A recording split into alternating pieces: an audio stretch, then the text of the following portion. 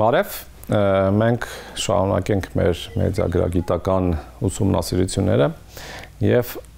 եկանք բնականաբար ամենախոցելի հատվածին, դա երեխաներն են։ Այսօր երեխաները շատ լուրջ վտանգների ազդեցության տակ կարող են հայտնվել։ Դա երեխաները միշտ էլ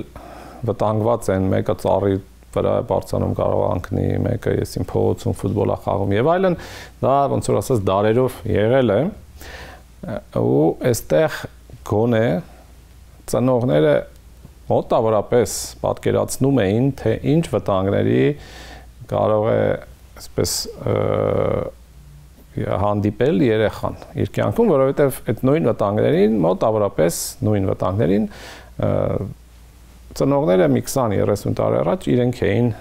հանդիպում։ Այնպես որ սեփական փորձը գոնե հուշում է, թե ինչ կարող է լինել երեխայի հետ եւ ինչպես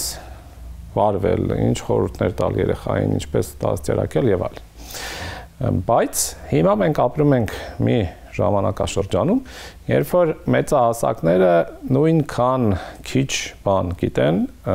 ինտերնետային վտանգների տեսանկյունից, որքան երեխաները, իսկ մեկ-մեկ նույնիսկ հակառակը, մեկ-մեկ գիտեք, շատ դեպքերում երեխան է գալիս ծնողներին կամ տատիկին, պապիկին բացատրում, որ sense հիմար բաներ մի արա, արի բացատրեմ ոնց կլինի։ Ու այստեղ երկու կարևոր վտանգներն են սկսվում։ Վտանգ համար 1 այն է, որ ծնողները շատ հաճախ կեղծ կարծիք ունեն, որ երեխես դե ինքը ավելի լավ է հասկանում ու ինքը ավելի անվտանգ վիճակում է գտնվում։ Բայց դա այդպես չի։ Երեխան կարող է շատ լավ կարողանա ինչ որ YouTube-ով սթրիմ անել կամ Instagram-ով լավ reel նկարել, բայց դա բացարձակ չի նշանակում, որ երեխան շատ լավ պատկերացնում է չարն ու բարին ու այնքան հոգեպես ամուր է, որ կարող է դիմադրել տարբեր տիպի հարձակումների ինտերնետում ու ինչ որ մի բան լավ իմանալ, դա չի նշանակում, որ ինքը ամեն ինչ լավ գիտի։ Սա առաջին կարևոր բանն է, մի մտածեք, որ երեխաները գեր իմաստուն են ինտերնետում։ Ու երկրորդը այն է, որ երեխաները հաճախ ավելի են թիրախավորվում, քան մեծահասակները, շատ պարզ պատճառով, որովհետև երեխաները ավելի հետաքրքրասեր են, երեխաները ավելի շատ տեղ են քթները խցկում, եւ երրորդը ուղղակի երեխաները ավելի շատ են օգտվում ինտերնետից, քան նույն տատին ու պապին։ Նաեւ մի կարևոր բան էլ, որը շատ հաճախ մեծահասակները հաշվի չեն առնում, որ նույնիսկ եթե մոտավորապես ինտերնետում մեծահասակը արդեն կազմել է պատկերացումներ, թե վտանգները որն են ավելի մեծագրագետ մարդ է եւ այլն, նա հաշվի չի առնում, որ երեխան հաճախ ուրիշ հարթակներից է օգտվում։ Օրինակ Հայաստանում շատ բարձ օրինակ բերեմ ձեզ։ Մեծահասակների ստվար զանգված կա, որ մենակ Facebook ու YouTube-ը օգտագործում, իսկ երիտասարդներից շատ-շատերը շուտվանից օրինակ Facebook-ում չկան ու գաղթել են օրինակ Instagram, իսկ մեծահասակները օրինակ լավ չեն պատկերացնում, թե Instagram-ը ինչ է, ոնց է կազմակերպված։ Բացի դրանից կան սոցիալական ցանցեր, որոնցից ակտիվ օգտվում են դպրոցականները, իսկ մեծահասակները նույնիսկ դրա անունը չեն լսել։ Օրինակ Snapchat-ը, որը հիմա Հայաստանում շատ ակտիվ զարգանում է եւ իր մեջ ունի իր յուրահատուկ խնդիրները, մեծահասակների երևի կեսը առնվազն նույնիսկ անունը չի լսել, էլ չասեմ, որ չի պատկերացնում, թե այնտեղ ինչ յուրահատուկ վտանգներ կան։ Այդ իսկ պատճառով մենք գալիս ենք մի քանի կարևոր եզրակացությունների։ Առաջինը այն է, որ մարդիկ պետք է հասկանան, որ երեխաները իսկապես թիրախավորված են ու այն, որ դուք չեք լսել խնդիրների մասին, դա ավելի շուտ գալիս է նրանից, որ երեխաները չեն կիսվում ձեզ հետ։ Էլ ավելին պետական կառույցներն էլ տեղյակ չեն ու մենք չունենք վիճակագրություն, իսկ իրավիճակը շատ բավականին ծանր է։ Երկրորդ կարևոր բանը այն է, որ ծնողները կարող են օգնել երեխաներին միայն եթե իրենք էլ հետաքրքրվեն, թե ինչով են զբաղված երեխաները, իհարկե շատերի մոտ առաջանում է ցանկություն արգելքներ դնել ամենտեղ, ու այստեղ մենք գալիս ենք դրան, որ իսկապես ինչ-որ բաներ պետք է արգելվեն ու դրա համար գոյություն ունեն հատուկ ծրագրեր, բայց միայն արգելքներով դուք հարցը չեք լուծի, երեխան ուղղակի կգտնի հնարավորություն շրջանցելու եւ ավելի ծանր իրավիճակում կհայտնվի, որտեղ խնդիրների դեպքում ձեզ չի դիմի։ Մյուսը այն է, որ հասարակությունը կարող է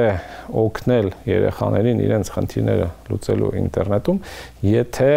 կոնսոլիդացվի, եթե մանկավարժները, ծնողները, պետական կառույցները, հասարակական կազմակերպությունները միասին աշխատեն, ամեն մեկը առանձին չի կարողանում այս խնդիրները լուծել, սա աշխարհի փորձն է, հուշում, դրա համար շատ երկրներում դասատուներն ու ծնողները միասին ժողովներ են անում, որպեսզի խնդիրները հասկանան, գոյություն ունեն հատուկ թեժ գծեր երեխաների համար, որպեսզի օրինակ իրանք կարողանան անանուն դիմել օգնության, որտեղ շատ խնդիրներ են լինում, օրինակ սեռական բնույթի հետապնդումները, որտեղ երեխան վախենում է կամ ամաչում է դիմի ծնողին կամ դասատուին եւ միայն կարող է իրեն թույլ տալ ինչ որ անանուն ձևով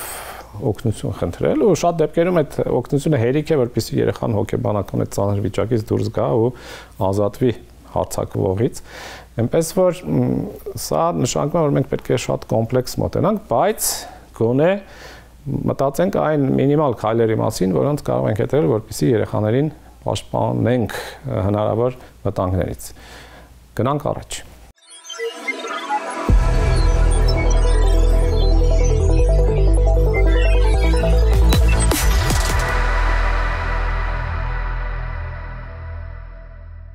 Եվ այսպես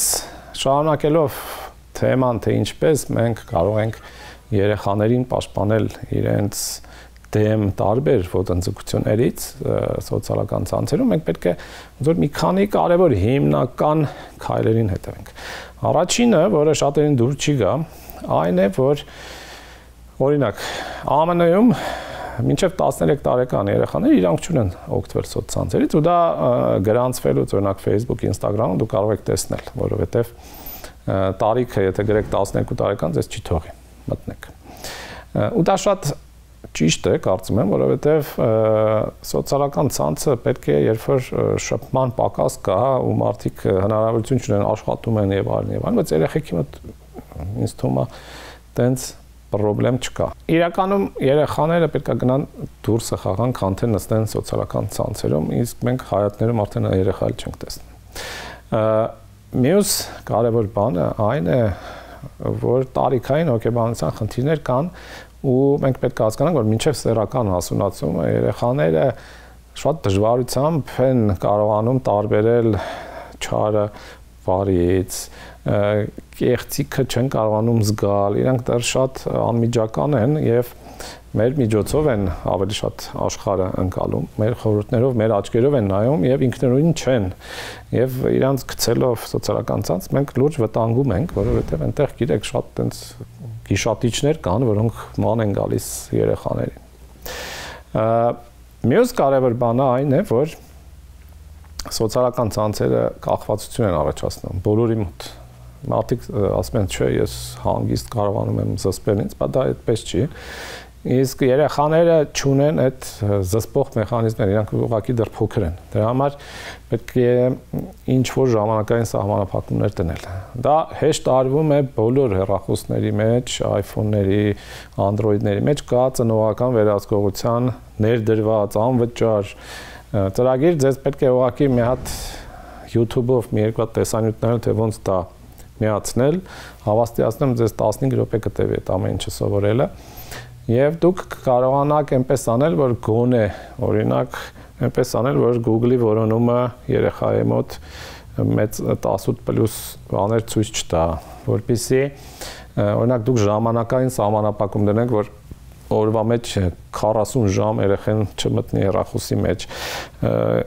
երեկոները ինչ որ ժամից հետո չմտնի հեռախոս, որ քնելուց այդ ամեն ինչը հետը չտանի ու հետո քունը չխանգարվի, որտեղ ինքը չի կարողանում հանգստանալ այդ գերակտիվ անընդհատ ինչ-որ տեղեկատվական հոսքերը գլխի մեջ պտտվում են։ Սա շատ բարձ հատվածն է։ Հետո գալիս ենք արդեն ավելի լուրջ խնդիրների։ Մյուսն այն է, որ պետք է հետևել կարգավորումներին։ Շատ սոցցանցեր դա անում են ավտոմատացված։ Օրինակ, եթե երեխան անչափահաս է, ավտոմատ դնում են այնպես, որ միայն ընկերների հետ կարող է կիսվել նյութերով։ Բայց երեխայի պետք է այս ճանապարհը անցնել, այսինքն ստուգել, որ իր մոտ փակ է պրոֆիլը, դրսից չի երևում, եւ նաեւ հետը խոսել բացատրել, որ եթե դու փակ ես պրոֆիլ պահում, բայց 400,000 հոգու հետ ընկերացել ես, հաշվի փակ չի ու պետք է ընկերանալ միայն ծանոթների հետ, որովհետեւ կամայական մարդ, որը մուտք է ստանում երեխայի անձնական տիրույթ, ստանում է հնարավորություն իր տեսանյութերը ներբեռնել, նկարները ներբեռնել, ինքը դա կարող է օգտագործել երեխայի դեմ։ Այդ կամայական մարդը կարող է լինել ուղղակի ինչ-որ կիբերխուլիգաններ, որոնք տենց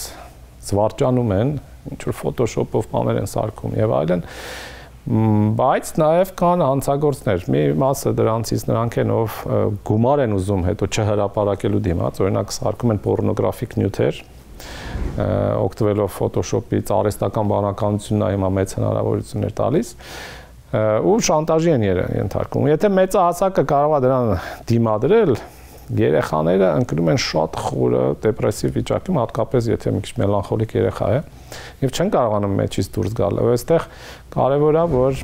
առաջինը երեխան չհասնի դրան, այսինքն իր նյութերը ուրիշներին հասանելի չլինեն, բայց եթե դա եղել է, պետք է երեխայի հետ ծնողներն ու մանկավարժները այնպիսի հարաբերություններ ունենան, որ տեղ լինի, որպեսզի երեխան կարողանա իրանց դիմել օգնության համար, որովհետև իրականում տարբեր տիպի հարձակումները, որոնք օրինակ կիբերբուլինգ են կոչվում, հայերեն ասում են ինտերնետային այսպես հալածանք, թվային հալածանք, շատ դեպքերում դա կարող է արվի նույնիսկ իր դասընկերների կողմից, հա, ինչ որ կեղծ պրոֆիլներով մարդուն վատ բաներ գրեն, ինչ որ նյութեր իր մասին հրապարակեն, ծիծաղեն վրեն, այսպես զվարճանան վատ իմաստով, բայց սովորաբար այդ ամենից ազատվելը շատ դեպքերում հերիք է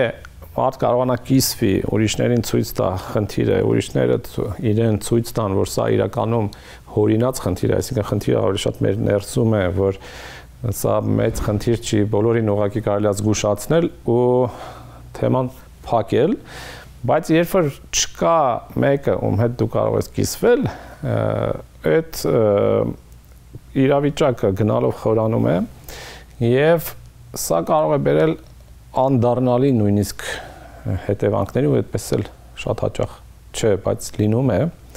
ու այստեղ շատ կարևոր է, որպեսզի մենք գալիս ենք ելի նրան, որ ծնողներն ու մանկավարժները իրար հետ աշխատեն, սա սոցիալական խնդիր է ու որպեսզի փորձեն անընդհատ կոմունիկացվել երեխաների հետ։ Մինչև խնդիրները, չեմ ասում խնդիրների դեպքում միայն,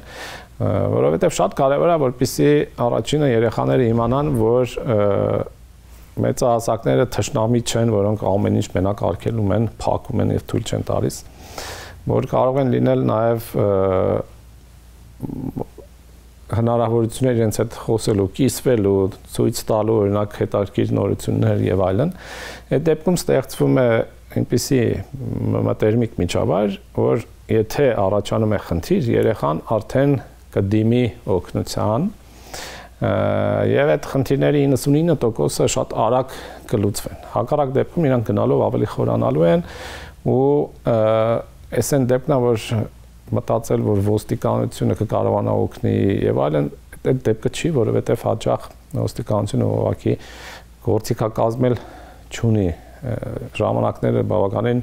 անհասկանալի են այս իրավական տեսանկյունից, դրա համար մարդկային օգնությունը շատ ավելի կարևոր է։ Սա այն հիմնական կանոններն են, որոնց պետք է փորձել հետևել, որպեսզի մենք կարողանանք երիտասարդությանը այսպես հանենք ավելի գիտակից տարիք, երբ որ արդեն իրենք իրենց կարողանան պաշտպանել։